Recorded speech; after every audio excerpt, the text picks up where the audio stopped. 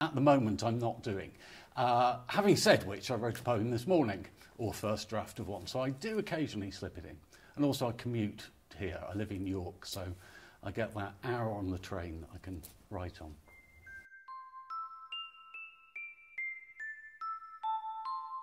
I absolutely love it. It's really interesting what people do with things. I was in Manchester on Saturday for a performance that was very much theatrical, and someone was spinning round on this giant board for 3.5 hours while someone painted her and wrote things, and some of my words were flying across, and it was very strange and wonderful. So that was good.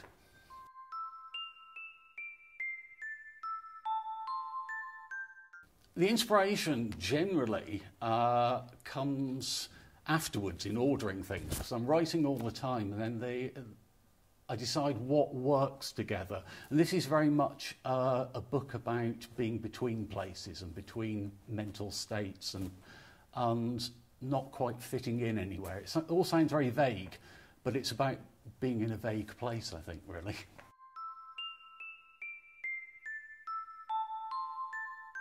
Probably my grandfather, who was a shepherd and then a farm estate manager, who was very much self-taught and absolutely loved the Lake District poets and Robert Burns, and could recite enormous amounts of them, and did without any provocation at all.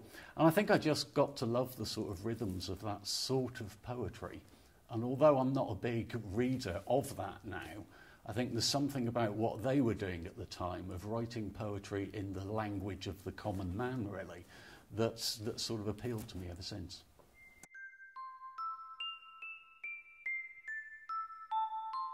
Well, it's actually out on the 13th of February, so it's out by the time people are watching this.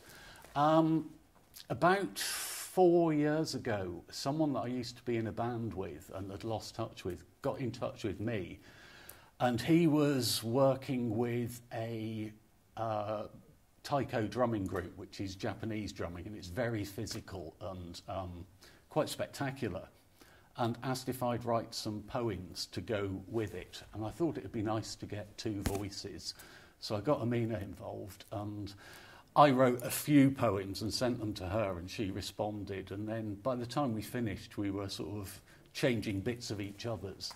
And so we've done that in performance for, yeah, it must be about 4 years, I think, with this drumming group. And also on a smaller scale with a guy who plays Japanese stringed instruments.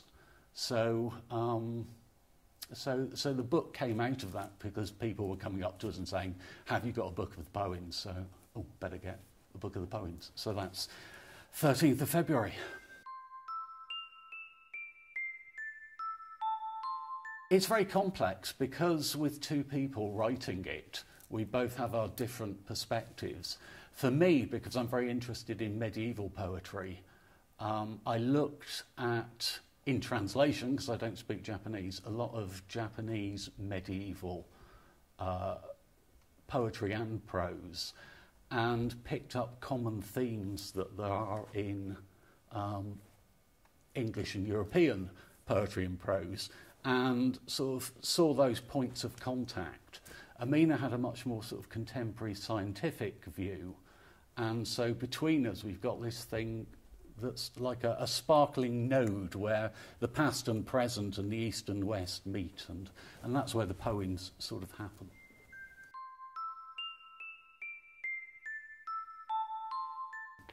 Yeah, I'm not a believer in writer's block and things like that. I keep seeing things on Facebook from friends about how to avoid writer's block. And I think if you're seriously blocked as a writer, you're probably not really a writer at all. Mine is going back to what you started with. It's just not having the time to write down everything that I'd like to. But having said that, I think why it comes easily is because I read a lot, very rarely watch television. I like the print medium, and just keep my mind open to things, and pick up those little sort of flashes of what some people call inspiration. I'm not, I don't think actually I've ever been inspired. I've just paid attention.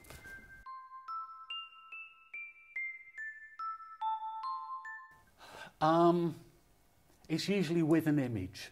The opening poem in The Ringmaster's Apprentice is because, as I said, I commute over to York, and one time just after watching a documentary on art and railways that said there was no art of railways after steam, really, and this was going on in my mind, and the train came to a stop for no good reason at all, as it often does, by a sewage works.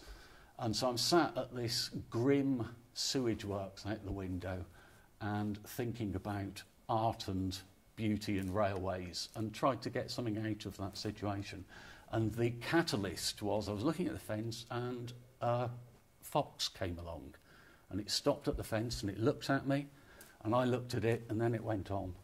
And so the poem came out of that image of a grim little stop on a grubby train track in a fairly dirty carriage, tired on the way home, and a little fox taking the time to look at me.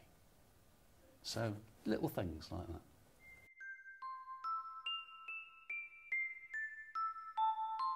Yes, they are.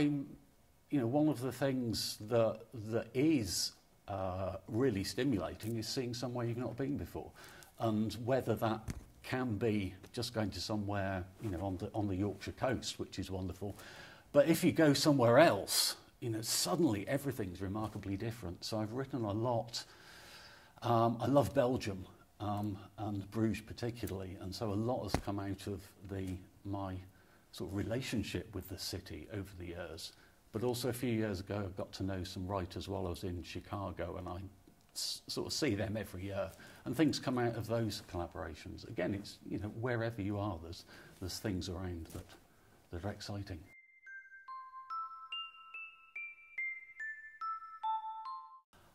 Write. That's the one word. Yes, just keep writing.